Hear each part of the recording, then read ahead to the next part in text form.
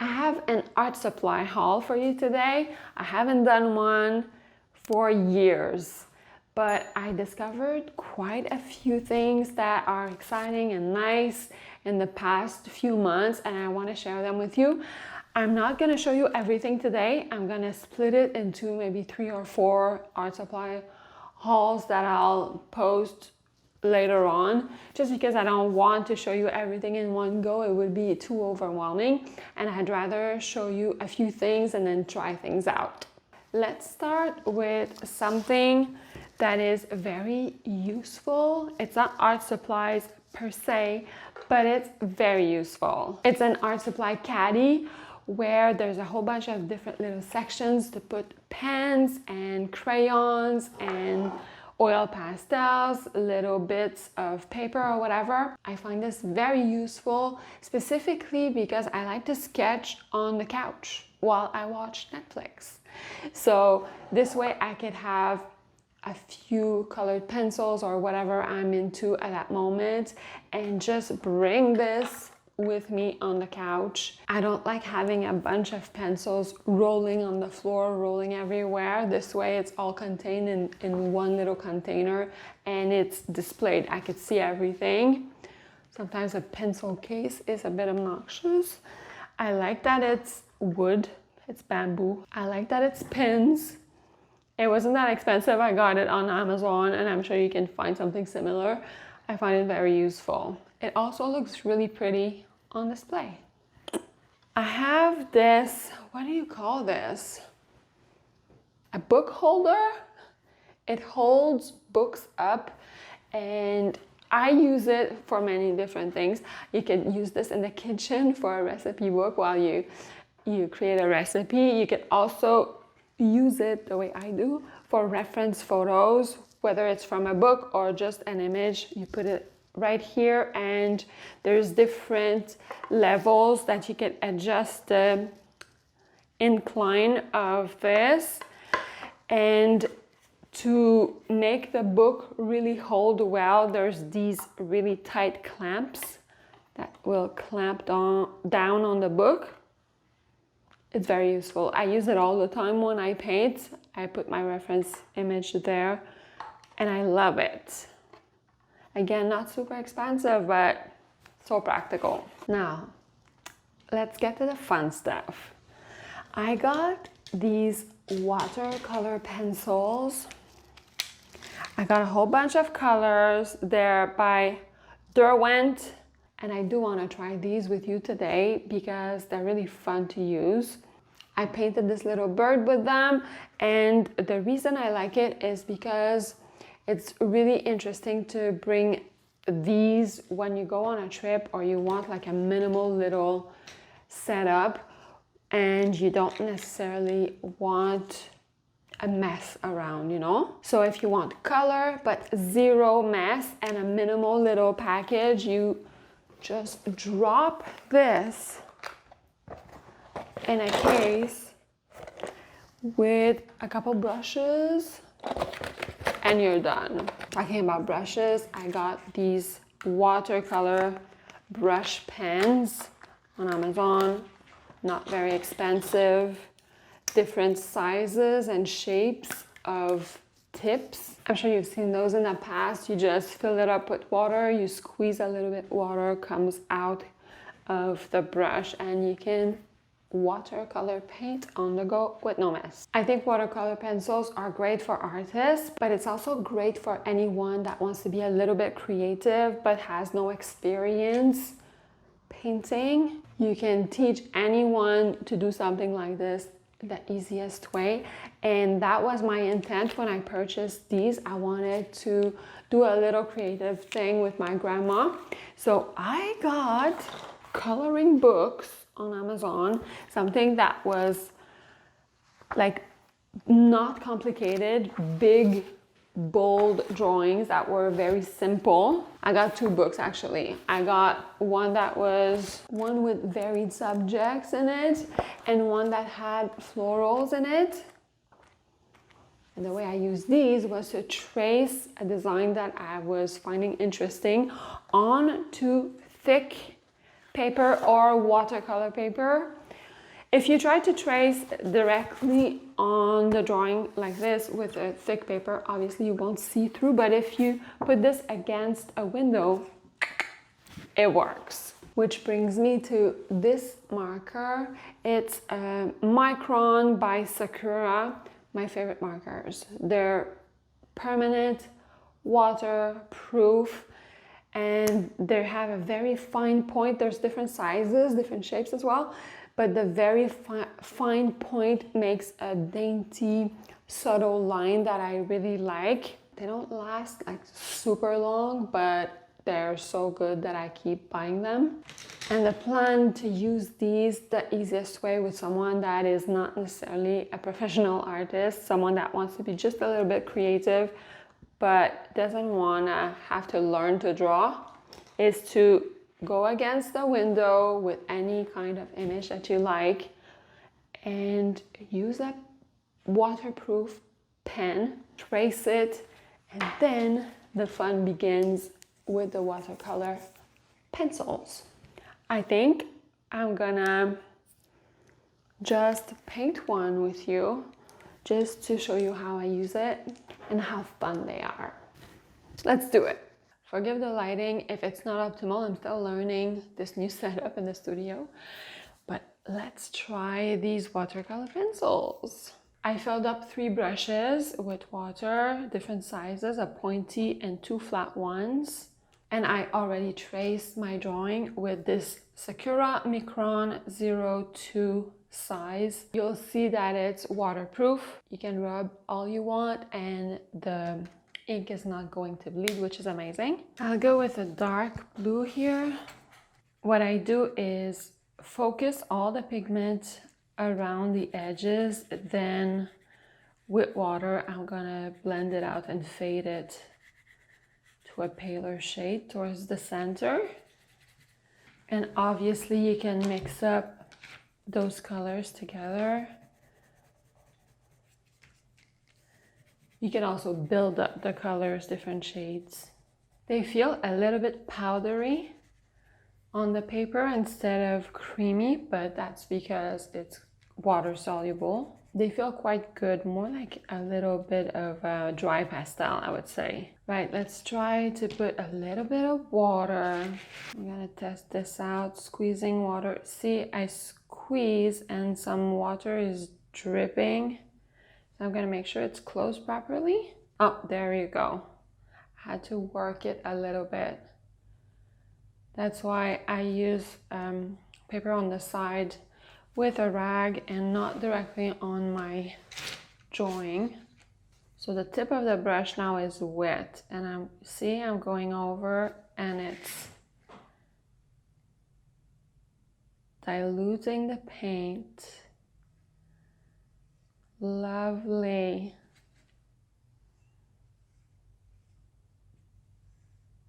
There's many things I like about this. The fact that you don't have to blend paint like from a paint tube and you don't really worry about blending much. You blend as you go by adding more pencils directly on the drawing.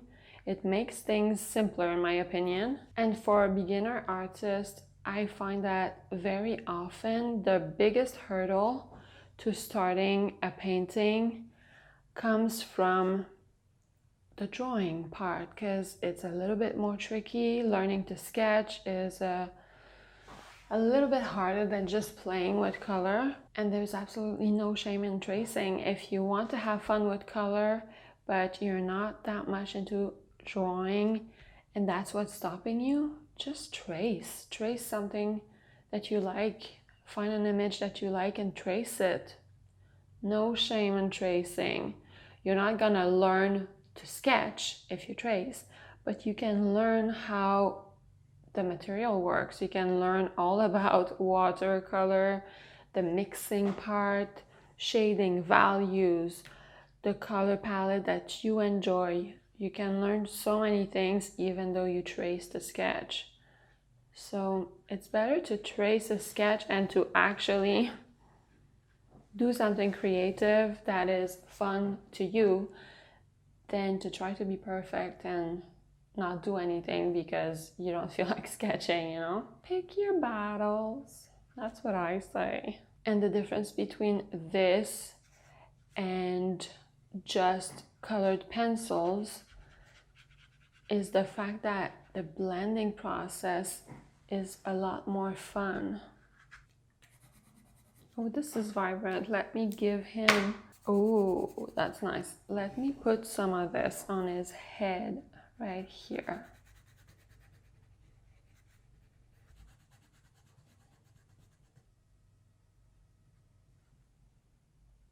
The blue is still on this brush. It's a bit muddy, so I'm just gonna squeeze water and rinse it out really fast.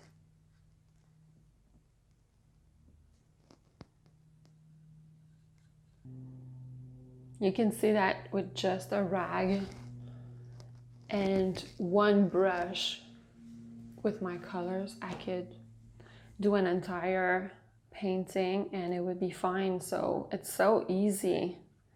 It's fun with kids or with people that's never really painted before. You get that instant gratification of color without having to work so hard. I don't like colored pencils because it takes a long time to build up like depth and different color mixes to create a more realistic look.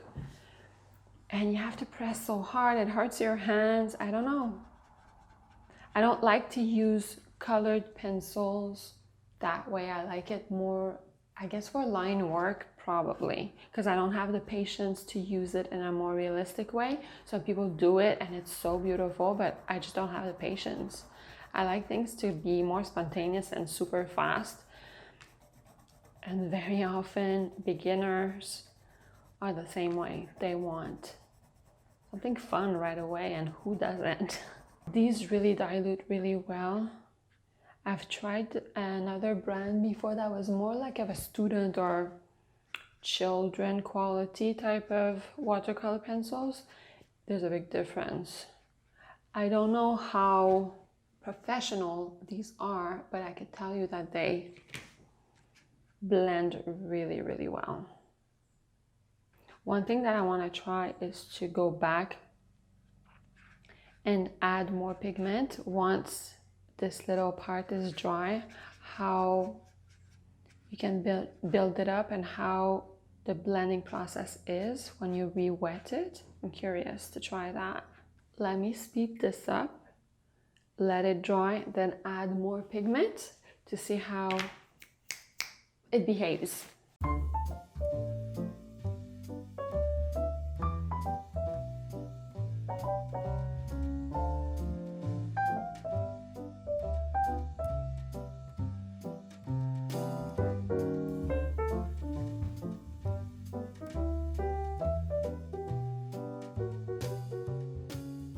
This is dry now. I'm gonna try to build up more pigment on top and re-blend to see if multiple layers work.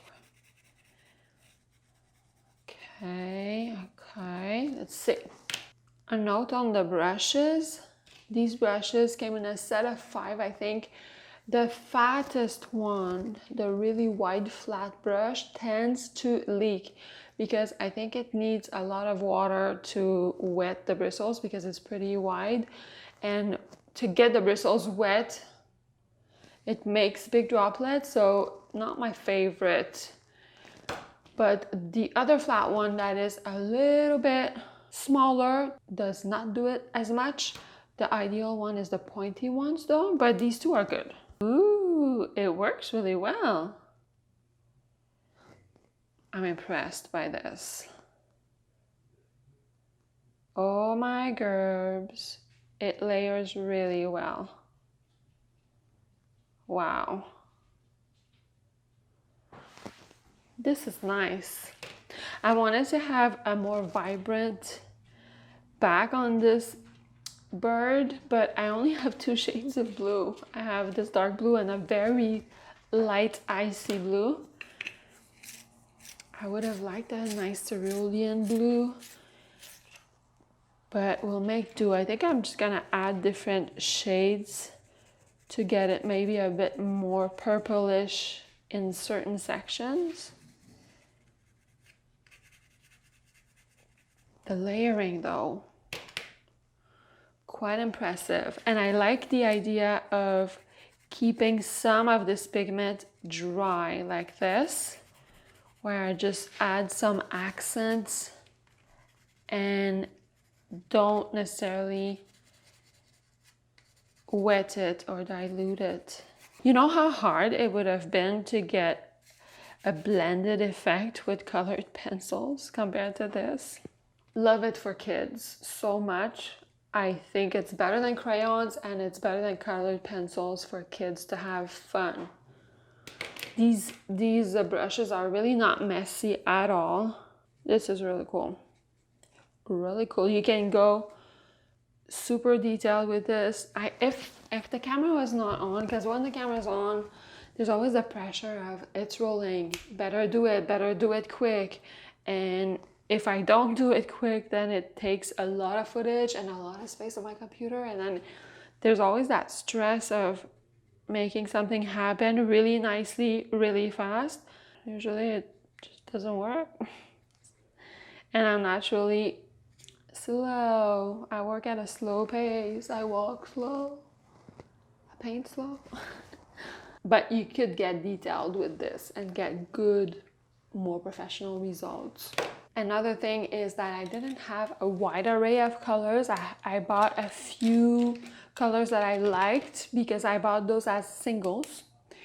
And I don't have a black, but I was able to mix a brown with the dark blue in the beak to get some kind of darkish gray.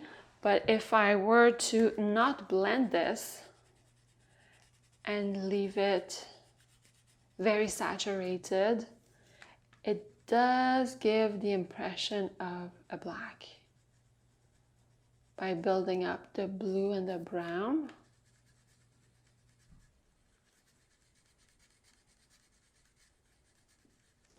See, you get that black effect, so you can always make do.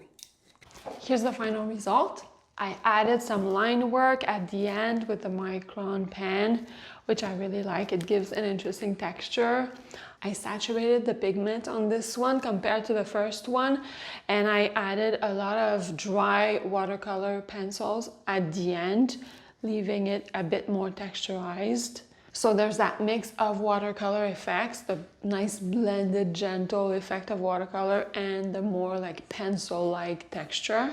If I compare both paintings, in the first little bird, I had used just a small amount of the watercolor pencils and a lot of blending, and you could see the gradients that it creates. So two ways of doing it. I like both. It's fun. You can spend as much time or as little time as you want on this and you get a really cool effect. I like the Derwent watercolor pencils. I'm not saying that they're the best on the market. I haven't tried that many to know, but I like these ones.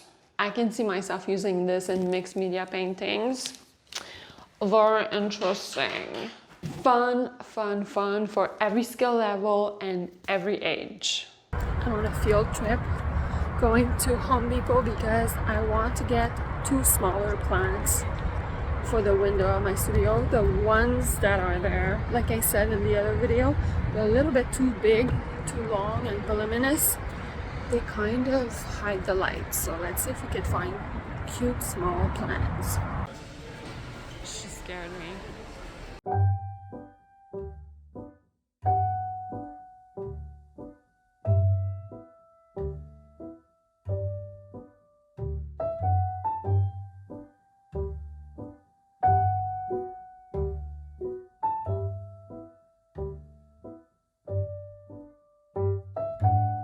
First of all, I found this, which I couldn't resist.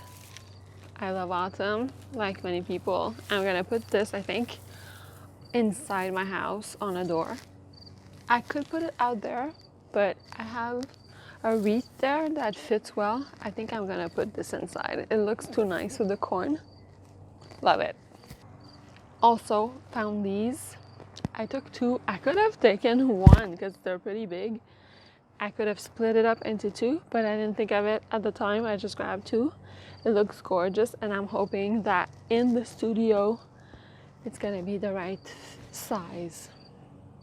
I'm gonna repot it in white pots like this and try them in the studio.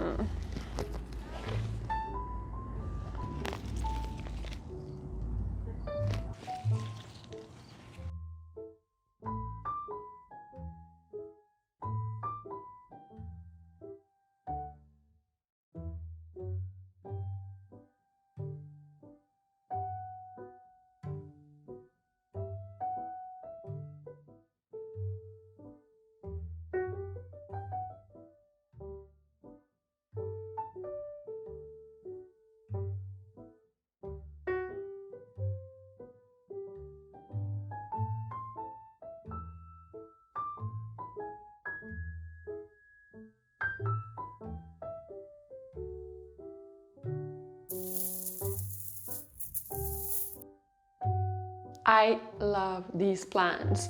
As you saw, I split the one in two because it was so big it couldn't fit in these pots. I didn't realize. So I have an extra plant. I'm gonna gift it to someone. One is a little bit more full. The other one is a little bit more wonky, but they're gonna fill out in no time. The colors in this plant, the green and the light pink and the purple, it's so beautiful. The proportion as well is really good. I like that it doesn't hide the light coming in the window as much, and it gives a nice pop of color in the studio. Lovely. Now I think I'm gonna try to convince David to darken my hair, help me dye my hair. I've tried to kind of go lighter a little bit. My natural color is ash brown, like hash brown, like dirty brown, not very vibrant, more ashy than this. And I have a few gray hairs that I'm trying to cover. So, but I do love a dark chocolate brown. And I think I'm gonna go back to dark. So in the next clip, I'm probably gonna be darker.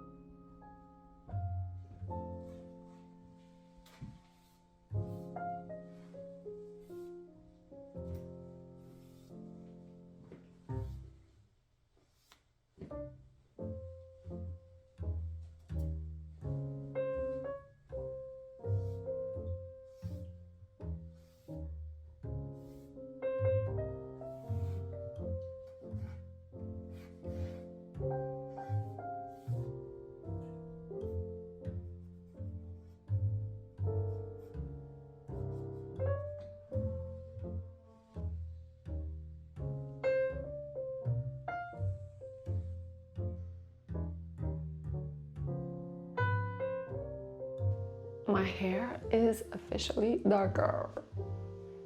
I don't know if I like it, but here it is. I don't dislike it, but I don't know if I like it a bit lighter. David likes it. I'm happy. I decided to go super fast and try a few charcoal portraits, very loose. Let me show you. I've got two here. Obviously, I wasn't trying to be realistic, but I tried my best and I hate it. I hate it. I worked quite a long time on this. I wanted to have movement and be expressive and not be like super figurative, but I hate the features, the proportions are wrong, everything's wrong. I don't like anything about it. The only thing I like is this color and this bit. Dislike everything else. And I worked really hard on it. I gave it my best shot and it really didn't come out. The second one, I really didn't work hard on it at all. I did it in about a minute and a half. I was super fast and intense and I was like, I like charcoal and paper, it feels so good. You know that feeling? And I was like, whatever, and I like it. I don't think it's the best that I've ever done, but I think there's something interesting. I like the movement, I like the bold lines, I like the lips here, the nose. I don't like the eyes as much, but overall, I like the general energy of it, you know? Sometimes you win, sometimes you lose. I've also tried to think about, lately I've been thinking about how I feel while painting, because it happened many times where I was like, do I even like, am I even enjoying myself right now? And I've been reading this book called The Desire Map, and it focuses really on how you're feeling instead of having a goal, thinking, what am I feeling? What do I want to feel like? And while I'm painting and drawing, I want to feel like it's easy and fun and calming and like kind of meditative and relaxing. I don't want it to feel hard and, you know what I mean? And I think that sometimes it feels like that if you're trying to get a new skill and you're practicing, and then you get that feeling. But I don't want to feel that way. I'm not in the mood. I want it to be fun and super easy. So I've been taking notes on whatever I'm doing. I decided to start doing that, to just work on a little project and take a little moment and be like, how do I feel right now?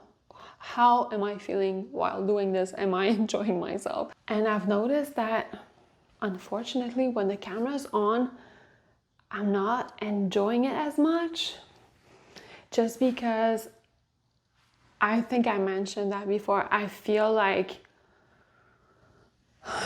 it has to be good, and it has to be good really fast because the camera's on. I can't like make mistakes. Well, obviously I'm gonna make mistakes, but I feel bad if it's not going in a certain direction, and I feel pressure and I don't want to feel pressure, so I'm gonna solve it somehow, you know. Maybe I show you other bits of things, like a wider shot of me drawing, and then I show you the result instead of showing you the whole process, so that I could just work at it for many hours if I want to, without feeling like I'm wasting camera roll, because footage takes so much space. It's crazy. Anyways, my problem, but I'm just letting you know that sometimes I feel that way. I want to enjoy the process more and more and more and more. So that's my goal right now. My little puppy, Lakey, is restless and she wants to go for a walk. Well, not for a walk quite per se, but for a play outside. Hello, Gordy. Good girl. So that's exactly what I'm gonna do. I'm gonna go play with the pups. Thank you very much for watching this. Share the video if you liked it. It really helps me out. Subscribe, hit the bell, all that stuff. If you want more inspo, here's another vlog, and I'll see you in just a few days for another one. Thank you very much for being here.